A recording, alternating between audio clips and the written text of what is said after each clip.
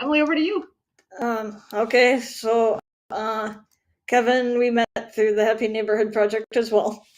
Good year, right? But Kevin has his own podcast that he does with a guy named Brad called The Art of Darkness. And then there is also a theater company. And so, yeah. Excellent. Well, this is my first chance to get to meet Kevin, so I'm thrilled to have a chance to get to say hello and welcome. Yeah, hello. Nice to meet you. Emily, thank you for that kind introduction and for having me on the show. I appreciate it. Emily was able to share some links of your websites with me earlier today, so I actually got a little preview of getting to meet you before I met you. So okay. I got to listen a little bit. So I would love if you could describe for us, what is Art of Darkness all about? Yeah, so Art of Darkness is a podcast about the dark side of creativity that I do with my friend and co-conspirator, Brad Kelly. We are a couple of very online writers interested in the dark side of what drives creative people to create. We only cover folks who have passed, and we have a rule where we wait at least a year and a day to cover anyone. Our subjects range from the likes of Hieronymus Bosch, so many centuries ago, all the way through to the present. We just recently covered the great Canadian comedian Norm Macdonald.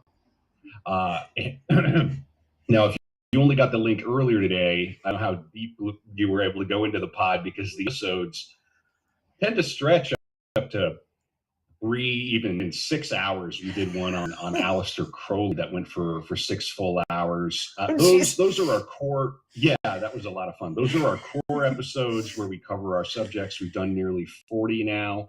The podcast regularly charts in the top 100 in the books category on Apple Podcasts. Those charts, I think we're in the top 100 in the US right now, but it kind of bounces in and out. But and then we also do episodes that are called Dark Rooms, where we'll have guests on for our core episodes sometimes, but the Dark Rooms are explicitly for guests to come on who are passionate about a given subject we've covered. So we've had Carl Rollison, who's quite a renowned biographer, come on, and he kind of slapped our hands a little and said, "You don't do a biography podcast, you do a profiling podcast." And so we've learned our lesson. We get really diverse, really interesting guests to come on the pod. It's been a wonderful project. We're growing a community. Next year we're starting our book club for Patreon members. You can find the season 3 trailer, which Brad made. It's only 90 seconds long, at the website, which is artofdarkpod.com. Awesome. So how did you guys get started in this? Yeah, go ahead, Emily. I want to tell you, Sue, initially Brad was going to come on, but kind of the way things worked out, he ended up not being able to come tonight, but hopefully we can get him on another time. That'd be fun. Yeah, Brad's dynamite. He's a novelist, and that segues into your question, which is that Brad and I met many years ago in grad school at the Michener Center for Writers at UT Austin. He was studying fiction and screenwriting. I was studying writing and screenwriting. We stayed friends. We dabbled with some very sort of amateur and horrific attempts at podcasting before we abandoned those, went our own ways for a little while. Then during pandemic time, came together with this idea, which is something that we would do for ourselves anyway. It's a true joy to do this podcast. There was a funny tweet that went around a few months ago where someone said, men invented golfing so they could take walks together, and podcasts so they could have conversations. Nice. So yeah, and we've only been doing it for not even quite 2 years now. So it's really community form around it. We've put it up on all the major podcasts, and now we're on YouTube videos. So I got my videos here. We have no plans to quit doing it. It's a great joy. And I also have the occasion sometimes on the pod to marry with my other project, which is a theater company here in St. Paul, Minnesota, called Badmouth Theater Company, which I do with some very good friends. And we just had our first season of readings at a brewery in town called Waldman. We missed one because of some issues. Everything we do, we put some kind of media online, principally through the podcast at badmouthtc.com.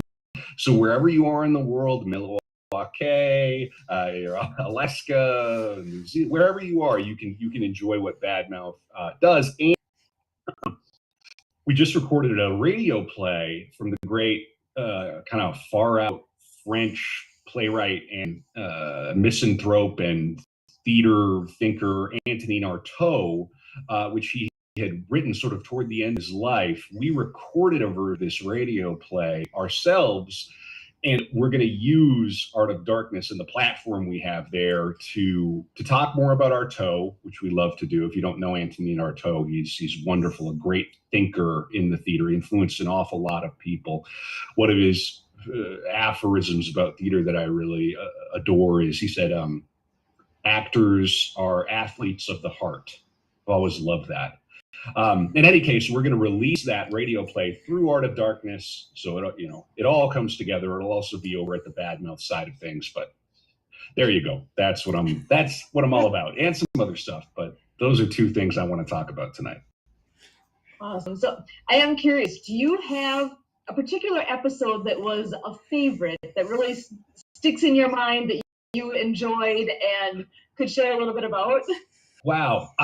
It's been a learning process as we go. I think our first episode on Burroughs, who of course had no shortage of darkness and issues, was only something like 60, maybe 70 minutes.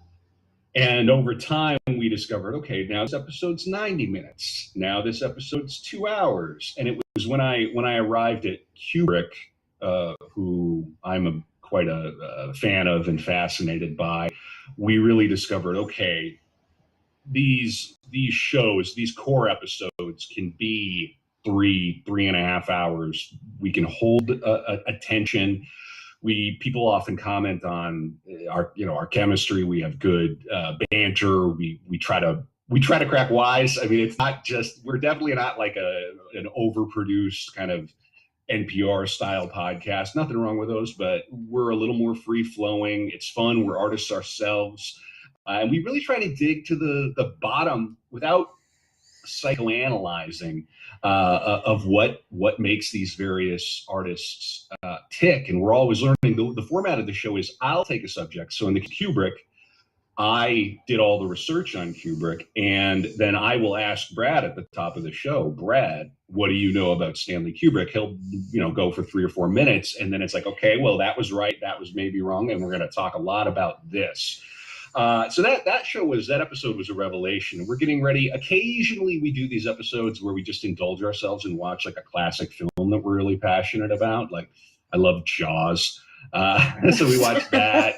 We had a friend come on and watch. We always have a guest come on, and we just do kind of just commentary for ourselves over the film. And we tend to pull out some interesting facts about a movie you might not know. A good way to listen to those episodes, which are kind of few and far between, but when we do them, is you could put The Big Lebowski on, muted in the background. If you want to listen to us, you've probably seen that movie enough times, you know every line, right? So just enjoy our patter and talk. We Peachy Keenan come on, who's a writer from LA, and she is an LA native. She knows all these crazy facts about LA and that movie. So having her on was so much fun. We're getting to the Eyes Wide Shut, my favorite Christmas movie, watch party, and that we have a Telegram chat, so people will be able to sit in and listen to us as we do it. So yeah, but if you want to go back, go listen to the Kubrick episode on my side. As for Brad's episodes, the ones he's led, people have commented on the Johnny Cash episode being a real revelation. But also, we go for big air. We haven't done this yet, but right, we'll do Elvis, we'll do Marilyn Monroe, we'll do all the poster people, right? Bob Marley and and so forth. Getting ready to do Hemingway next year. I wrote a play about Hemingway. I've got a lot of personal feelings about Hemingway. That's going to be a lot of fun. Talking about, the end of his life and how sort of in mental illness and all the rest of it. I mean, a lot of our subjects struggle with drug addiction, alcoholism, mental illness. Brad's covered a couple of more obscure artists like Anna Kavan and Junior Kimbrough. There's this blues guitarist who I knew nothing about. And those episodes are so much fun because I just get to sit there and learn. That sounds like so much fun. Okay. And I want to bring Tommy back in here too. Yeah. Do you guys, with what you guys have both shared, do you guys have any questions for each other? I'm just kind of curious if that sparked anything between you. Tommy, if you were going to come on an Art of Darkness episode, who would you talk about? Do you have any favorite artists or anybody that come to mind? I'm a fan of Dune. So the movie. So yeah, we did Frank Herbert. Yeah, nice. Yeah. Mm-hmm. I'm just thinking if there's a trailman badge that they can achieve by creating something. So. Oh, like doing their own radio show or doing their own podcast, or at least writing about it. I know the literature. There's a literature badge that they can earn. So yeah. That's Fun. cool. That's brilliant. I am not outdoorsy at all. I could have benefited from trail. It's too late for me now. Oh, it's never too late. Well, we can get you out there somewhere somehow. if not, a guest at one of the troops in your neighborhood, just to share what you do. Again, there's a literary badge work for stuff. Oh, really? What are there novels they typically read, or is it more self-guided?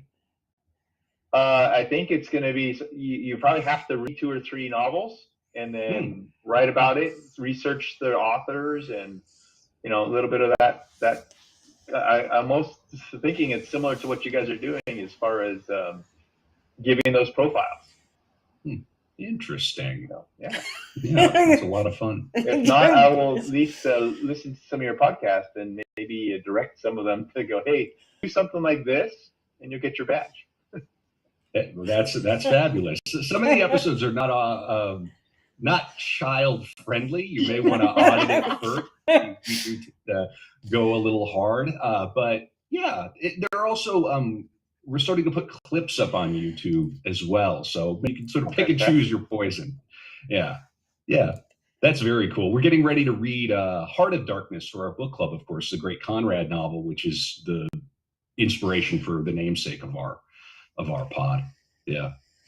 Super cool. So now, is everyone that you end up highlighting, are they something in, I guess I'm curious if they're ever in any other arenas, or I have my heroes is actually someone who has passed away just a couple years ago with the world of adaptive skiing. She was our total moniker. She taught us all the things we know. That's one of our passions, is doing adaptive skiing, and she actually is in the Hall of Fame. I think if it's the USA Water Ski. She's for the adaptive division. She's one of the few women adaptive Hall of Fame people. It's amazing, and she was half. Let me tell you, I loved her.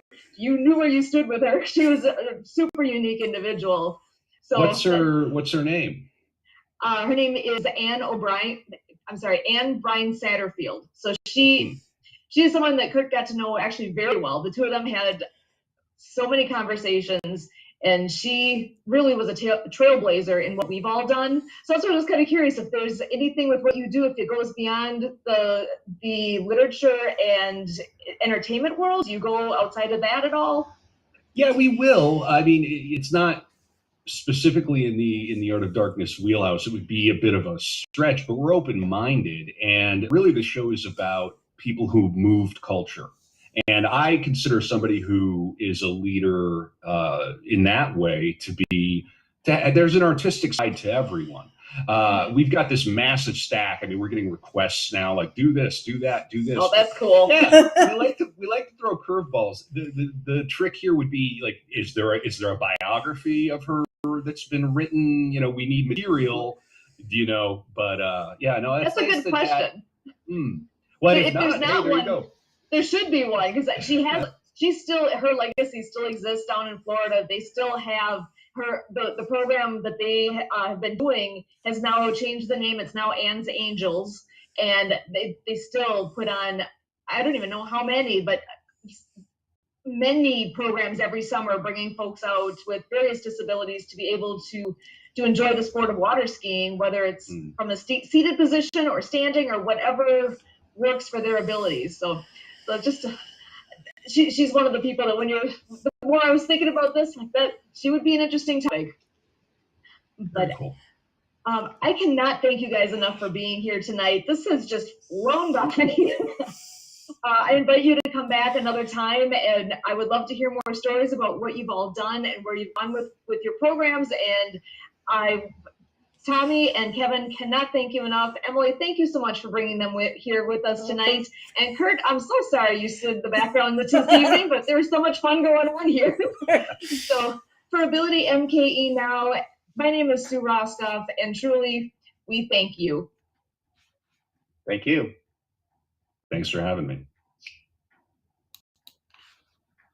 Awesome. Recording All now. right. And we have River West is off in the waiting room, so we are off air now. So you guys are amazing. This is so fun. Yeah. Interesting to learn